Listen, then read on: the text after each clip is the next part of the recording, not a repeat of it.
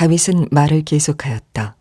사자의 발톱이나 곰의 발톱에서 저를 살려주신 주님께서 저 블레셋 사람의 손에서도 틀림없이 저를 살려주실 것입니다. 그제서야 사울이 다윗에게 허락하였다. 그렇다면 나가도 좋다. 주님께서 너와 함께 계시길 바란다. 사울은 자기의 군 장비로 다윗을 무장시켜 주었다. 머리에는 노투구를 씌워주고 몸에는 갑옷을 입혀주었다. 다윗은 허리에 사울의 칼까지 차고 시험 삼아 몇 걸음 걸어본 다음에 사울에게 이런 무장에는 제가 익숙하지 못합니다. 이렇게 무장을 한 채로는 걸어갈 수도 없습니다. 하고는 그것을 다 벗었다. 그렇게 무장을 해본 일이 없었기 때문이다. 그런 다음에 다윗은 목동의 지팡이를 들고 시냇가에서 돌 5개를 골라서 자기가 메고 다니던 목동의 도구인 주머니에 집어넣은 다음 자기가 쓰던 무림매를 손에 들고 그 블레셋 사람에게 가까이 나아갔다. 그 블레셋 사람도 방패된 사람을 앞세우고 다윗에게 점점 가까이 다가왔다. 그 블레셋 사람은 다윗을 보고 나서 그가 다만 잘생긴 홍한 소년에 지나지 않는다는 것을 알고는 그를 우습게 여겼다. 그 블레셋 사람은 다윗에게 막대기를 들고 나에게로 나아오다니 내가 나를 개로 여기는 것이냐 하고 묻고는 자기 신들의 이름으로 다윗을 저주하였다. 그 블레셋 사람이 다윗에게 말하였다. 어서 내 앞으로 오너라. 내가 너의 살점을 공중의 새와 들짐승의 밥으로 만들어주마. 그러자 다윗이 그 블레셋 사람에게 말하였다. 너는 칼을 차고 창을 메고 투창을 들고 나에게로 나아왔으나 나는 내가 모욕하는 이스라엘 군대의 하나님 곧 만군의 주님의 이름을 의지하고 너에게로 나왔다.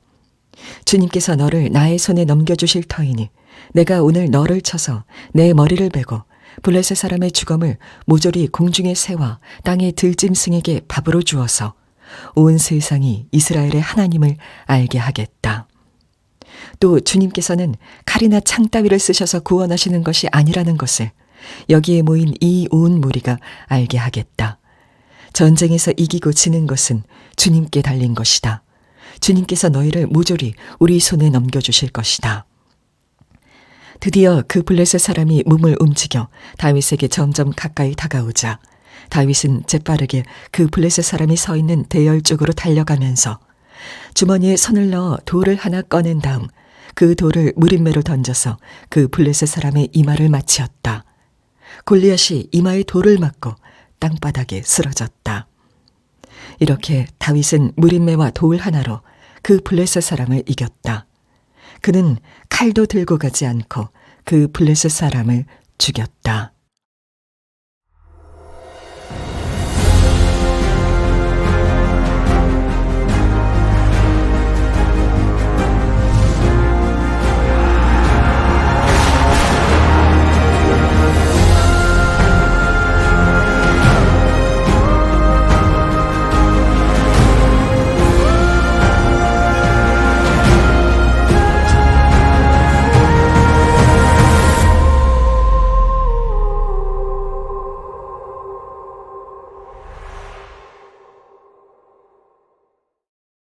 사무엘상 하나님 마음에 맞는 사람 20번째 시간이 되겠습니다. 하나님의 방법으로 골리앗과 싸우라. 하나님의 방법으로 골리앗과 싸우라 라는 제목의 말씀을 나누겠습니다.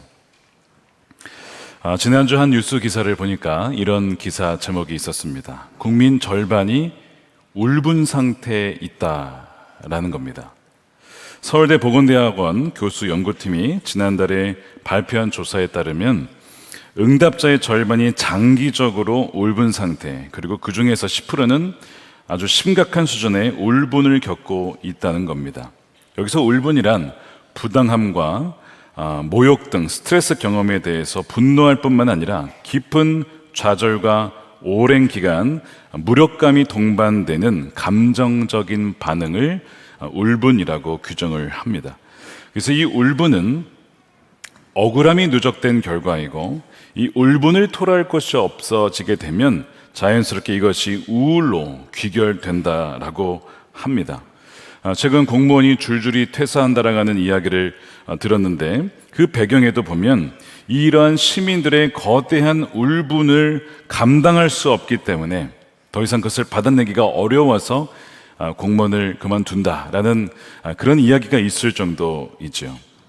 지금 이 상황이 우리 한국 사회의 한 단면인 것 같습니다. 만일 이 비율에 의하면 지금 이 자리에 예배 참여하신 분들 중에 절반가량이 이 울분 상태에 있다라고 하는 것이거든요. 놀랍게도 이것이 이스라엘 백성들의 상황이기도 합니다. 왜냐하면 그들은 무려 40일간 골리앗의 온갖 조롱과 모욕을 당하고 있었기 때문에 그렇습니다.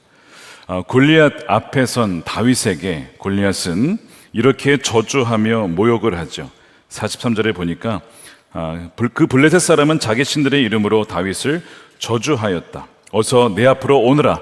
내가 너의 살점을 공중의 새와 들짐승의 밥으로 만들어주마. 이런 식으로 다윗을 저주하고 그를 모욕했던 것입니다. 다윗은 이날 처음 들었지만 이스라엘 군대들은요 40일 내내 이 소리를 들은 거예요. 그랬으니 얼마나 억울하기도 하고 모욕적이면서도 그렇다고 해서 이 골리앗을 대적할 수는 없었기 때문에 깊은 무기력과 좌절감이 동반되는 감정이 분명 이들에게 있었을 것입니다. 이 골리앗은 하나님의 백성들을 모욕하며 조롱하는 사탄을 상징하죠. 많은 이들이 이런 골리앗에 시달리고 있습니다. 너는 이길 수 없어. 너는 이번 생에는 글렀어. 이런 상황에서 절대로 너는 빠져나올 수 없어. 라고 하는 이 사탄의 거짓 속삭임에 눌려서 속아서 깊은 우울과 절망에 빠진 이들이 굉장히 많다는 것입니다. 기도받으러 오신 분들의 이야기 들어보면 이런 기도 제목이 적어도 3분의 1 이상이 되는 것을 보게 돼요. 우리는 이미 지난 시간에 인생에서 골리앗을 만났을 때 어떻게 싸워야 하는가를 배웠습니다. 어떻게 싸워야 하죠? 대진표를 바꿔야 된다라고 말씀을 드렸어요. 우리의 힘으로는 우리 인생의 이런 골리앗들을 이길 수가 없기 때문에 그렇습니다. 그래서 기본적인 영적 원리가 내가 직접 싸워서는 안 되고 주님께서 싸우시도록 해야 된다라고 하는 것을 우리는 배웠는데요. 그렇다고 해서 나는 아무것도 하지 않고 가만히 있어도 되느냐라고 말하는 것은 아닙니다. 우리가 하지 말아야 될 일이 있고 우리가 해야 될 일이 있으며 그리고 하나님 편에서 하셔야 할 일이 있어요. 그러니까 우리 편에서 해야 될 역할을 우리가 감당한 이후에 그 다음에 주님께서 하실 일들을 하실 수 있도록 내어드려야 된다는 것이죠. 어떻게 하나님의 방법으로 골리앗과 싸울 수 있을까를 오늘 말씀을 통해서 살펴보고자 합니다. 자, 골리앗이 하나님과 그리고 그분의 백성들을 모욕할 때에 다윗 안에는 거룩한 분노가 일었습니다. 여러분, 주님의 이름이 모독을 받을 때에, 교회가 하나님 백성들이 욕을 먹을 때 여러분들의 마음은 어떻습니까? 다윗과 같이 거룩한 어떤 의로움, 분노가 일어나십니까? 이 다윗은 이것을 참을 수가 없었습니다. 그래서 내가 나가서 싸우겠다라고 자원을 하죠. 그때의 형 엘리압이 그를 말렸었습니다. 그를 혼내기도 했습니다. 그 다음에 그것을 뚫고 나아가서 사울에게 나아갔을 때에 이번에는 두 번째로 사울로부터 굉장히 낙담이 될 수 있는 이야기를 들어요. 그것이 뭐냐면 33절입니다. 사울은 다윗을 말렸다. 그만둬라. 내가 어떻게 저자와 싸운다는 말이냐? 저자는 평생 군대에서 뼈가 굵은 자이지만 너는 아직 어린 소년이 아니냐라고 하는 이 다윗을 좌절시키는 말을 한 것이죠.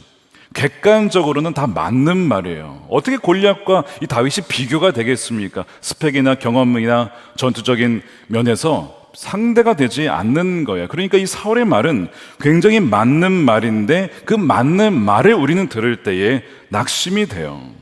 너는 키가 작지 않냐? 너의 외모가, 너의 배경이, 너의 학벌이, 너의 가문과 이런 것들이 다 약하지 않느냐? 사회적 어떤 기준에 의하면, 즉 사회에서 이기려면 필요한 어떤 그 스펙과 기준에는 못 미친다. 다 맞는 얘기죠.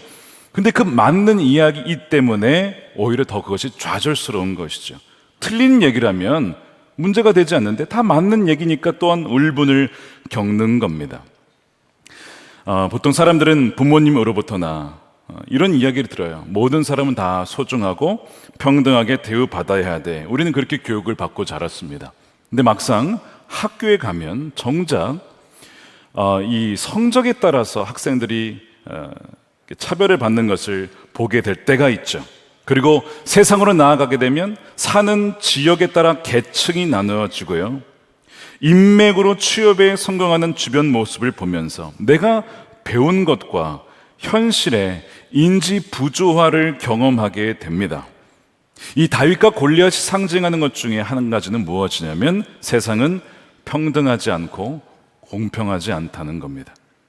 한 사람은 그저 키 작은 무명의 목동 소년이고 한 명은 날 때부터 거인의 유전자를 가지고 태어나서 강력한 힘과 근육과 키를 타고난 사람이에요. 이 둘이 경쟁한다고 칩시다. 여러분, 이게 공정한 경쟁이 되겠습니까? 여러분, 세상은 공평하지 않습니다. 우리가 이런 세상을 마주할 때에 우리에게 좌절이 찾아올 때가 너무나 많다는 것이죠. 세상이 공평하지 않은 이유는 죄로 인해서 깨어진 세상이기 때문에 그래요. 본래 이 세상은 그렇게 지음받지 않았습니다. 그러나 사람이 하나님을 대적하고 하나님을 떠나게 되었을 때 이 세상도 그렇게 사람을 대적하는 그런 것이 되고 말았어요. 공중권세에 잡은 악한 영들이 지배하는 세상이 된 것입니다. 이것이 골리앗이 상징하는 거예요. 다윗은 그 앞에 선 것이고 우리 그리스도인들도 세상이 보기 너무 작아 보이는 것이죠. 그렇게 다윗이 골리앗 앞에 선 것과 같은 그런 경험을 우리는 월요일부터 토요일까지, 심지어 때로는 주일에도 경험할 때가 있습니다. 과연 대안이 무엇일까요? 어떤 대안이 있을까? 어떻게 골리앗과 싸울 수 있을까요? 본문에 제시된 첫 번째 대안은 사울의 노트구와 갑옷입니다. 다윗 사울에게 이런 설명을 합니다. 제가 들판에 있을 때에 곰과 사자를 이긴 경험이 있습니다. 그러냐? 그러면 너도 나가도 좋다라고 허락을 하면서 그에게 자신의 갑옷을 줍니다. 38절 보십시오. 사울은 자기의 군장비로 다윗을 무장시켜 주었다. 머리에는 노트구를 씌워주고 몸에는 갑옷을 입혀 주었다. 사울에게 맞았던 이 갑옷이 다윗에게 맞을까요? 사이즈가 일단 다르죠. 또한 다윗은 목동이었습니다. 갑옷을 입는 사람이 아니었어요. 자신에게 안 만드는 거죠. 39절입니다. 다윗은 허리에 사울의 칼까지 차고 시험 삼아 몇 걸음 걸어본 다음에 사울에게 이런 무장에는 제가 익숙하지 못합니다. 이렇게 무장을 한 채로는 걸어갈 수도 없습니다. 하고는 그것을 다 벗었다는 거예요. 사울의 갑옷을 처음엔 받았다가 그것을 벗어버립니다. 바로 여기에서 골리앗과 싸우는 첫 번째 방법이 나와요. 무엇이냐면 사울의 갑옷을 벗어야 한다는 겁니다. 그러니까 우리가 하지 말아야 될, 골리앗과 싸울 때 하지 말아야 될 첫 번째가 사울의 갑옷을 벗어버리는 겁니다.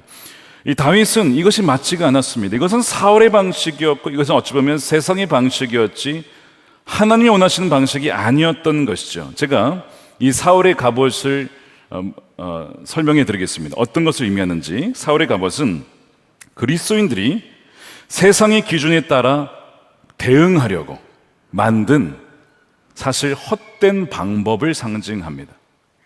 그리스도인들이 하나님의 방법이 아니라 세상의 기준에 맞추어 대응하려고 만든 사실상 헛된 방법이 이 사울의 갑옷입니다. 즉 하나님을 믿지만 하나님만으로는 충분치 못하다고 믿으면서 세속적인 방법을 덧붙이는 것, 그 결과가 사울의 갑옷인 거예요. 여전히 내 힘과 내 스펙이 중요하다라고 그래야만 승리할 수 있다라고 하는 신념의 결과인 것이죠. 세상은 끊임없이 우리들에게 무엇을 얘기하냐면 어떤 기준을 얘기해요. 30대가 되어서 결혼하기 전에 몇 억을 모아야 돼. 너 그 직장 들어가려면 이 정도 스펙은 갖춰야 돼. 너 이런 경험이 있어 라고 하는 어떤 기준이 있어요. 근데 그것을 맞춰야 한다라고, 그렇지 않으면 너는 질 수밖에 없다라고 우리에게 이야기를 하거든요. 그래서 그 골리앗의 기준, 칼과 갑옷에 대응하여서 만들어진 그리스도인이 만든 사울의 갑옷. 여러분, 이 두 개가 과연 경쟁이 되겠습니까? 사울의 갑옷이 아무리 화려해 보여도 골리앗에 비하면 아무것도 아닙니다. 사울의 갑옷을 또한 다윗이 입는다고 뭔가 달라지겠습니까? 그래서 다윗은 이 사울의 갑옷을 벗어버렸던 거예요. 사랑하는 여러분, 세상의 기준에 또한 거기에 맞추라고 하는 강압적인 요구가 우리에게 다가오죠.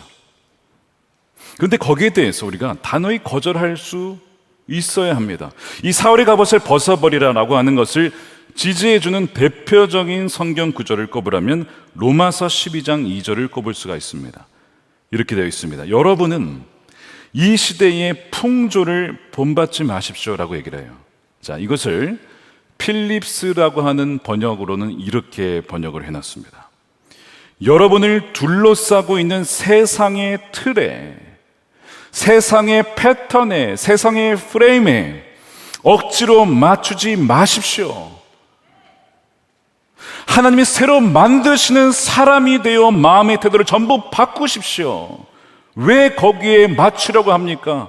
왜 세상의 기준에 기웃거리며 굽신거리며 살아가려 하십니까? 라고 하는 겁니다. 소위 우리를 둘러싼 세상에서 성공하고 인정받고 이기기 위한 나름대로의 공식과 패턴이 있습니다. 승진하기 위해서, 성공하기 위해서, 부자가 되기 위해서 라고 하는 어떤 투자 전략도 있죠. 너튜브에 가면 뭐 그런 것들이 쫙 깔렸습니다. 세상 끊임없이 심지어 그리스도인들에게도 거기에 맞추라고 강요하며 유혹합니다. 뭐라고 하면서요? 조롱하면서 너 하나님을 믿는 사람이라면서 근데 너 꼴을 봐라. 네가 뭘 할 수가 있겠냐. 그러니까 이 기준이 너희도 맞춰야 돼. 어쩔 수가 없어. 세상에서 살려면. 이렇게 골리앗의 소리가 우리에게 들려온다는 것이죠. 그래서 이 그리스도인들조차도 골리앗의 칼과 갑옷이라는 틀과 패턴에 맞추어져 만들어진 것이 사울의 갑옷이에요. 근데 충격적이게도요, 이 사울의 갑옷을 꽤 많은 사람들이 입고 있는지도 모른다는 겁니다. 심지어 교회에서도 이것을 갖고 있는지도 몰라요. 세속적인 방법을 받아들여야만 교회가 성공할 수 있어, 성장할 수 있어 라고 하는 유혹이 얼마나 많은지 분별하지 않으면요, 자신이 사울의 갑옷을 입고 있는 조차도 모른다니까요. 다윗은 딱 입어보니까 이게 아니라는 것을 직감했어요. 바로 알았습니다. 즉각적으로 알아서 그래 벗어버린 거, 이건 내게 맞지 않습니다. 예수님의 제자, 하나님의 자녀는 정체성이 맞지 않으면 거절해야죠. 왜 그것을 입고 있습니까? 입고 있으면서 두려워하고 있는 거예요. 골리앗 앞에서. 그래서 다윗은 사울의 갑옷을 거부하면서 골리앗이 원하는 싸움의 방식이 있어요. 즉 거기에 맞는 칼과 방패와 갑옷을 입고 나와라고 하는 그 어떤 요구 방식을 거부하죠. 골리앗이 갑옷과 칼과 방패를 들고 왔다고 해서 다윗도 그렇게 해야 될까요? 꼭 그렇게 해야 하는 법이 어디 있어요? 누가 정한 법입니까? 다윗은요, 나는 너의 방식 따르지 않을 거야. 내가 왜 너의 방식을 따라야 돼? 라고 지금 거절하고 있는 것입니다. 여러분, 세상의 틀에 맞추려 하거나 기준과 방식에 기웃거리며 굽신거릴 필요가 없습니다. 대신 어떻게 하라고 했죠? 다시 그 12장 2절 필립스 역을 보겠습니다. 여러분을 둘러싸고 있는 세상의 틀, 아까 패턴이라고 영어로는 돼 있어요. 억지로 맞추려 하지 말고 하나님이 새로 만드시는 사람, 하나님의 기준, 하나님이 기뻐하시는 것, 거기에 맞추어 마음의 태도를 전부 바꾸십시오 라고 하는 거예요.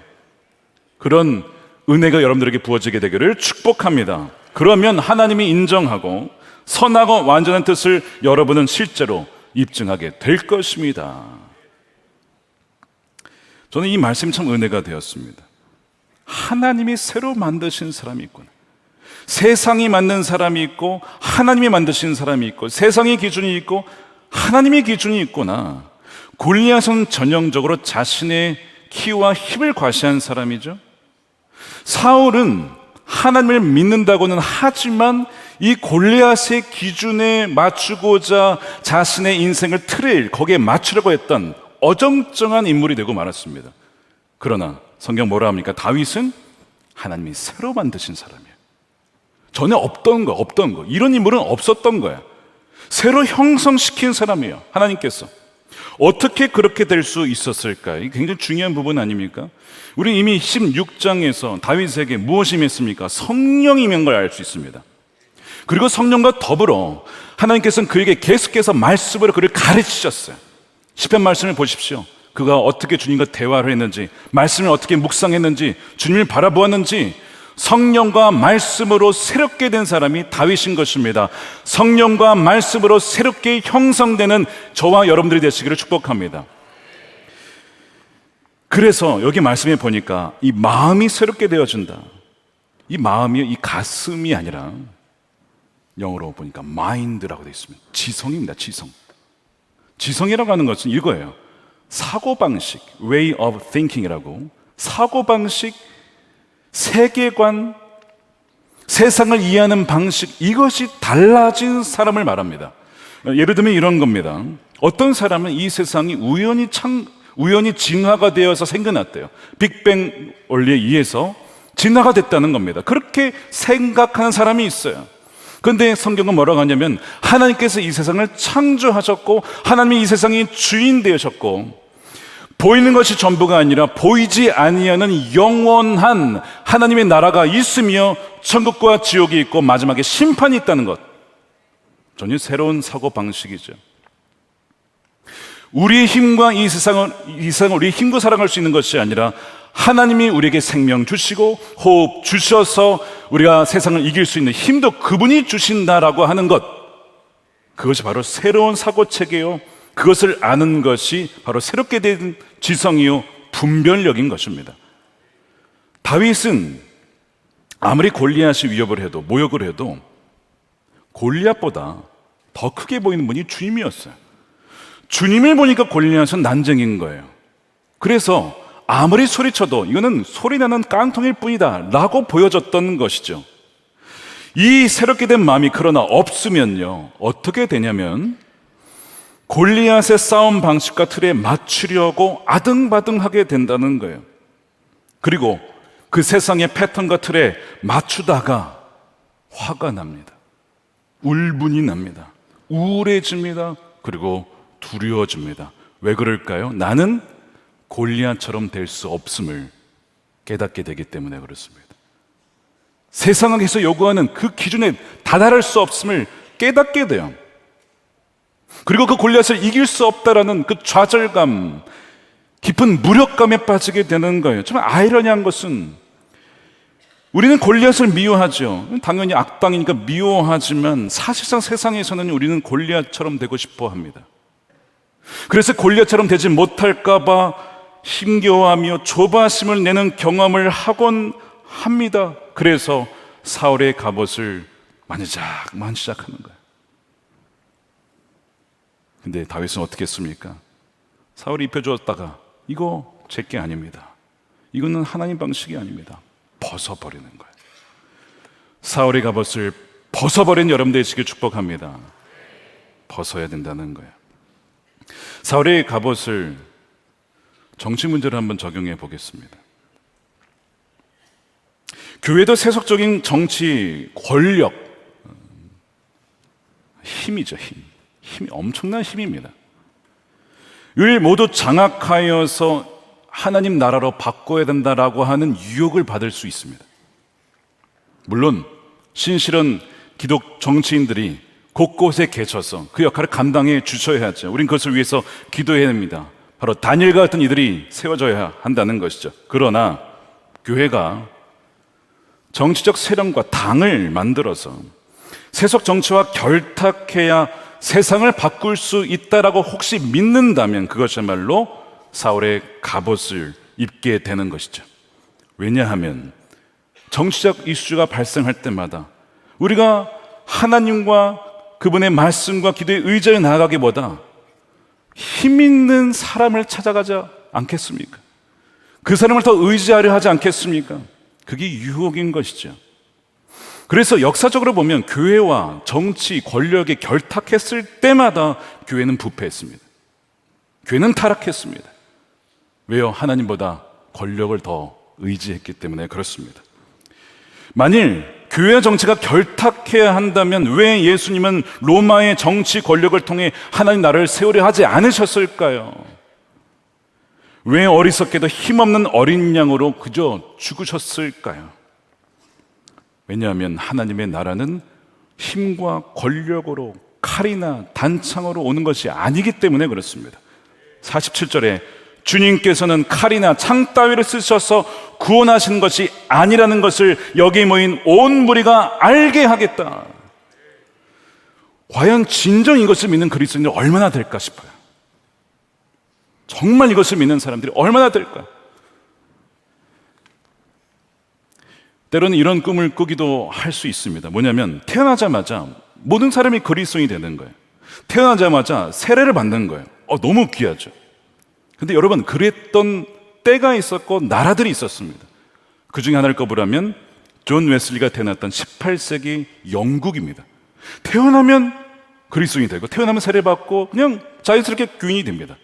여러분, 좋을 것 같죠? 좋은 점도 있습니다. 그러나 바로 이때가 가장 교회가 영적으로 타락했던 때, 어두웠던 때. 왜냐? 회개 없이, 거듭남 없이 그리스도인이 되었기 때문입니다. 그래서 영국의 부흥을 주님께서는 존 웨슬리 통해서 일으키시는 거예요.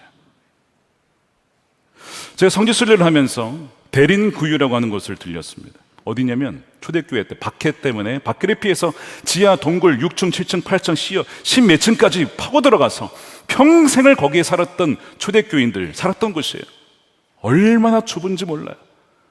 빛도 들어오지 않는 그곳에서 신앙을 지켰던 이들, 오히려 박해가 있을 때 그들의 신앙은 더 순수했고 믿음은 견고했다는 거예요. 로마의 기독교가 국교화 됐을 때는요, 기독교는 힘을 잃어버리고 맙니다. 세상과 똑같이 머리 숫자로, 규모로, 권력으로, 재정으로 대항하려고 하는 것은 사울의 갑옷입니다. 묻겠습니다. 지금 여러분이 입고 있는 것은 사울의 갑옷은 아닙니까? 우리의 싸움은 혈과 육에 대한 것이 아니라고 했어요. 우리는 악한 영들을 상대하는 것이기 때문에 하나님이 주신 방법과 무기를 써야 됩니다. 그것은 바로 말씀이고 그것은 기도고 바로 성령의 말씀과 기도인 줄로 믿습니다. 그러므로 다윗처럼 사울의 갑옷을 과감하게 여러분 벗어버리십시오. 그게 첫 번째입니다. 두 번째는요, 하나님이 주신 고유한 강점으로 싸우는 것입니다. 다윗이 이제 이 사울의 갑옷을 거절한 다음에 하나님이 지금까지 자신을 고유하게 준비시킨 그 정체성이 있어요. 목동으로서의 정체성, 또한 이 물매로 사자와 곰으로부터 이 양을 지켰죠. 그 강점으로 나아갑니다. 그러면서 그가 일상에서 주님을 경험했던 것을 고백을 해요. 한두 번이 아닙니다. 34절 보십시오. 임금님의 종인 저는 아버지의 양떼를 지켜왔습니다. 사자나 곰이 양떼에 달려들어 한 마리라도 물어가면 저는 곧바로 뒤쫓아가서 그놈을 쳐 죽이고 그 입에서 양을 꺼내어 살려내곤 하였습니다. 살려내곤 했다는 것은 한두 번 있었다는 것이 아니라 여러 차례 내 일상에서 경험되었던 것이라는 거예요. 하나님 남에 함께 하심을, 그리고 그 위기에서 나를 건져주신 분이 주님이심을 고백하는 거예요. 그래서 다윗은 내가 사자와 곰도 죽였으니 골리앗도 죽일 수 있다라고 말하는 것이 아닙니다. 거기에서 나를 살려주신 분은 주님이시니 주님께서 저 골리앗도 물리쳐 주실 것입니다 라고 고백하는 거예요. 주어가 주님인 것입니다. 37절 보십시오. 다윗은 말을 계속하였다. 사자의 발톱이나 곰의 발톱에서 저를 살려주신 주님께서. 마인드가 새롭게 된 사람의 언어 습관입니다. 마인드가 새로 된 사람은 나라는 주어가 이제는 주님으로 바뀌죠. 주님께서 나를 통하여 역사하신 것 외에는 나는 아무것도 말하지 않겠노라. 사도 바울도 그런 고백을 했어요. 마인드가 새롭게 된 사람이요, 성령과 말씀으로 말미암아. 그래서 그가 갑옷을 내려놓고 내가 지금까지 주님과 동행했던 방법이 있어요. 그 도구가 무엇이었냐면 목동의 지팡이와 또한 무림매였습니다. 40절 보십시오. 그런 다음에 다윗은 목동의 지팡이를 들고 시냇가에서 돌 5개를 골라 자기가 메고 다니던, 자기 익숙했던, 나를 훈련시키셨던 방식이 있어요. 목동의 도구인 주머니에 집어넣은 다음에 자기가 쓰던, 계속 이런 반복된 표현 아시겠습니까? 나에게 고유하게 주신 나만의 주님께서 주신 방법이 있어요. 강점이 있어요. 그거를 취하겠다는 거예요. 자기가 쓰던 물맷돌을 손에 들고 그 블레셋 사람에게 나아갔다는 거예요. 여러분, 두 번째 싸우는 방법은 하나님이 여러분에게 주신 고유한 강점과 정체성으로 싸우는 것입니다. 고대 병사들은 세 가지로 나눕니다. 보병, 기마병, 투석병입니다. 골리앗은 뭘까요? 보병입니다. 다윗은 뭡니까? 투석병입니다. 1대1로 붙으면 누가 이길까요? 근접전에선 당연히 보병이 이기죠. 아니, 칼로 휘두르는데 무슨 수로 이깁니까?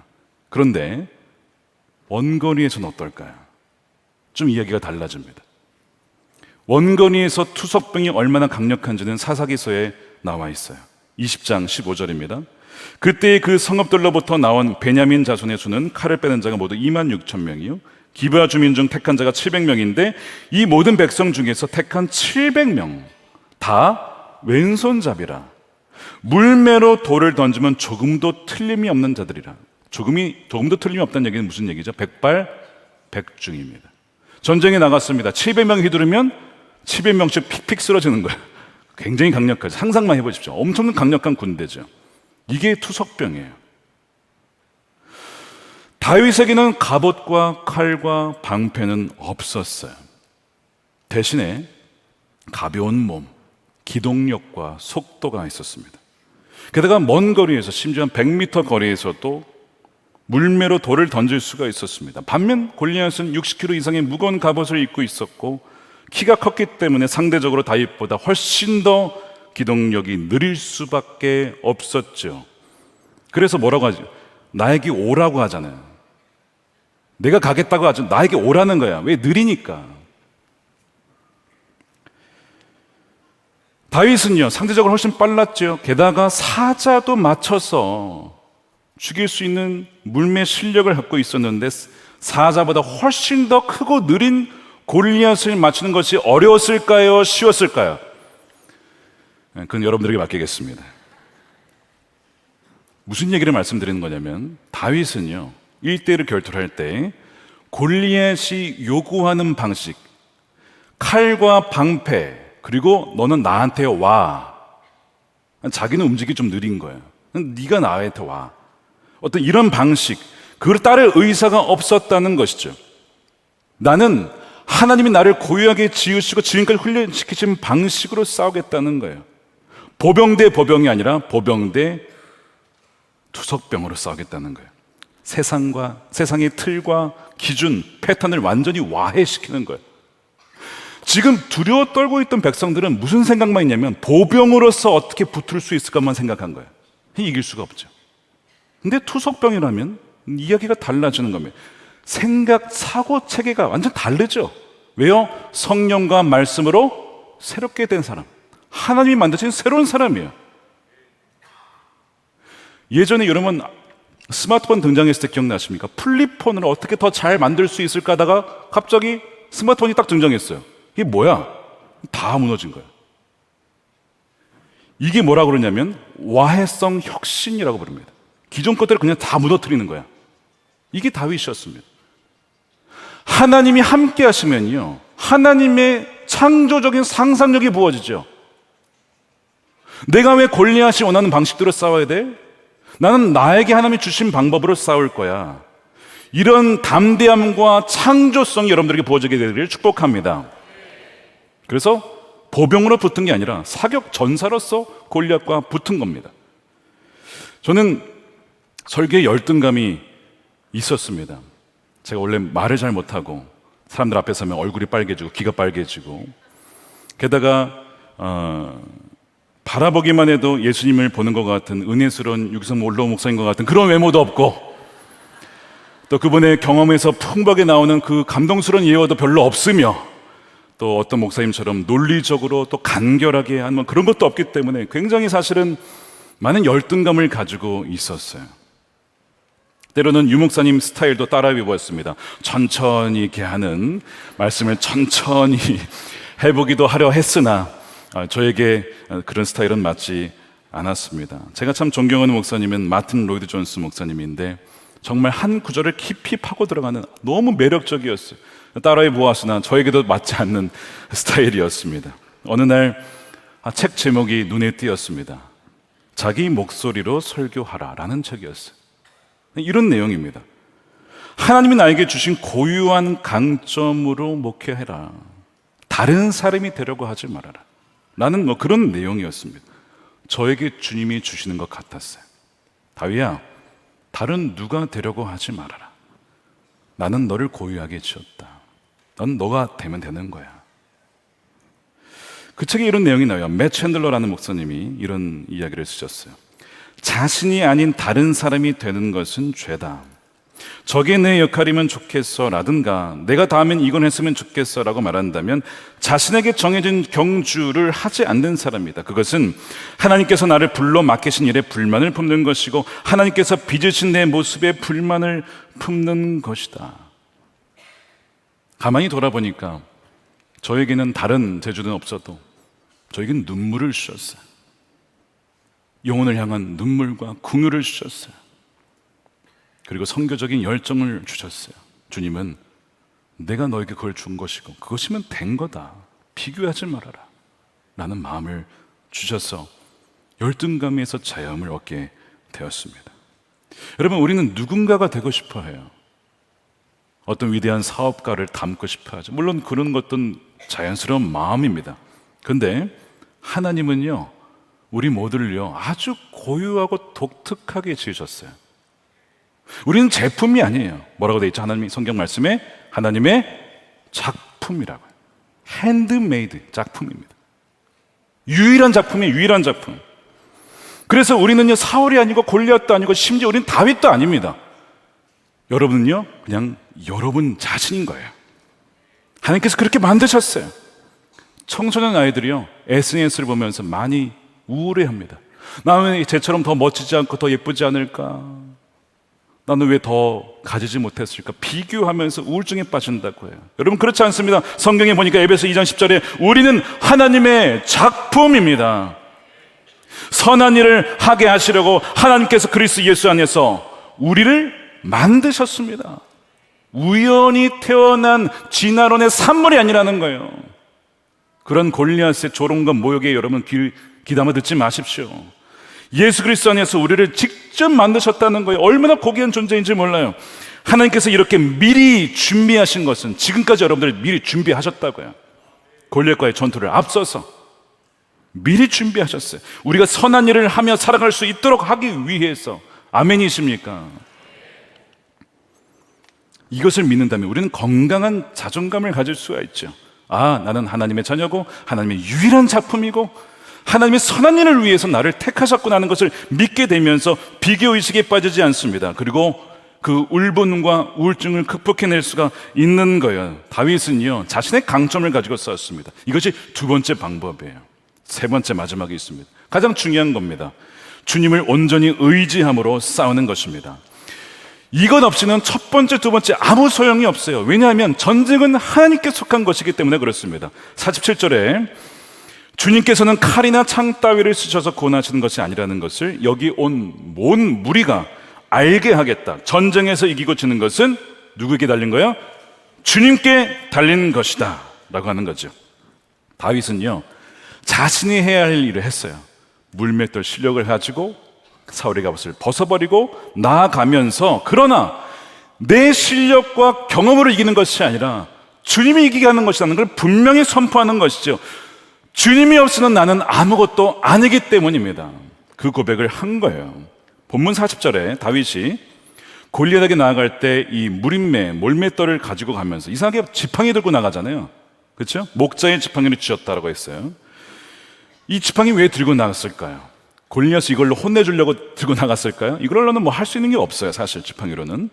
그래서 골리앗이 보기에는 너가 나를 개로 여기고 막대기를 들고 왔냐 이렇게 봤단 말이에요. 그럼 왜 지팡이를 들고 왔을까요?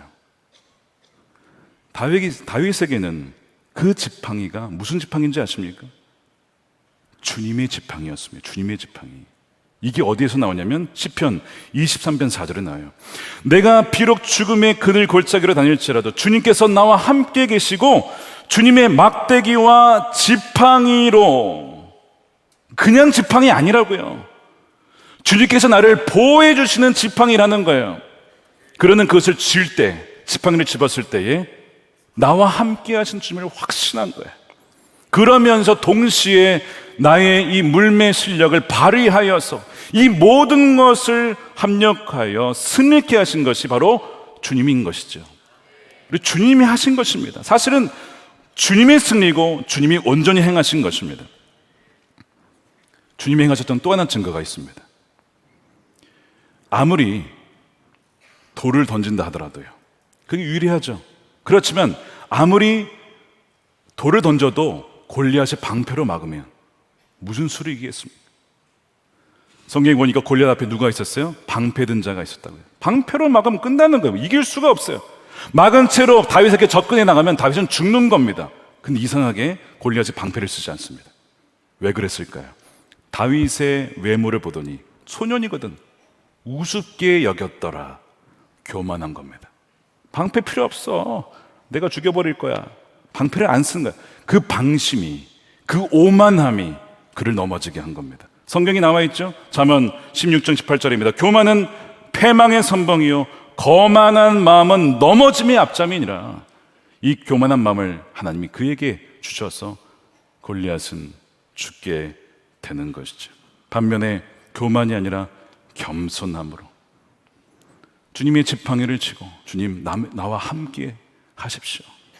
주님이 함께하지 아니하시면 아무리 내 실력 발휘해도 나는 아무것도 아닙니다 라고 겸손히 나갔던 다윗을 통해서 주님은 골리앗을 이기게 하시는 거예요. 그것이 45절입니다. 너는 칼을 차고 창을 메고 투창을 들고 나에게 나왔지만 나는 내가 모욕하는 이스라엘 군대의 하나님 곧 만군의 주님의 이름을 의지하고 너에게로 나왔다.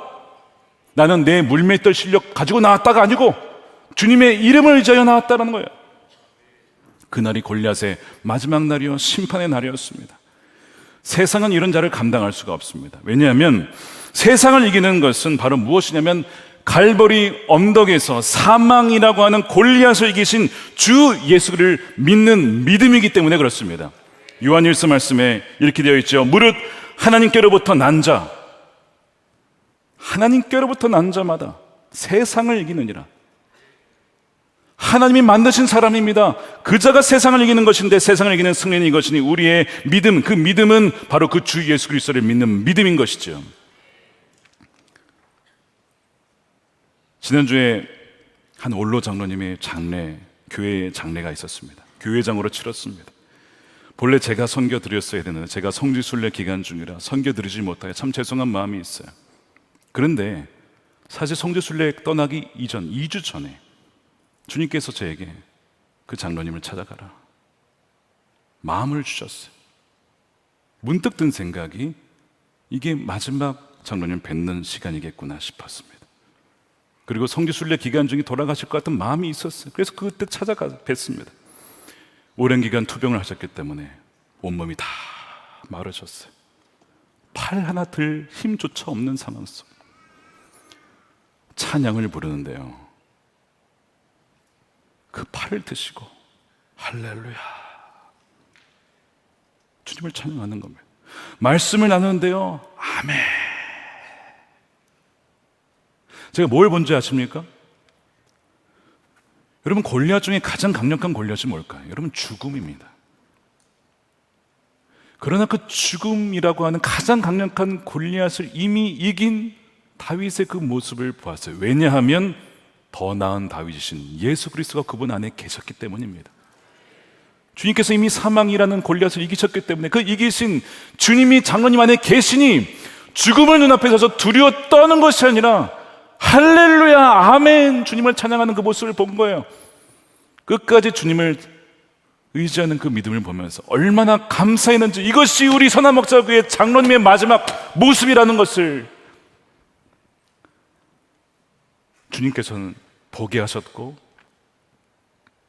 그것을 많은 사람들에게 증거하기를 원하셔서 오늘 그 얘기를 나누는 것입니다. 여러분, 가장 강력한 골리앗 죽음조차도 주님은 이기셨어요. 부활하셨어요. 그리고 그 부활의 능력이 이미 믿는 모든 사람들에게 있는 줄로 믿습니다. 사랑하는 여러분, 어떤 골리앗을 만나셨습니까? 사울이 갑옷을 벗어버리고 여러분들이 지금까지 고유하게 준비시킨 그 강점을 가지고 싸우되 주 예수 그리스도의 그 이름을 믿는 믿음으로 승리하는 여러분들이 되시기를 주님 이름으로 축원드립니다.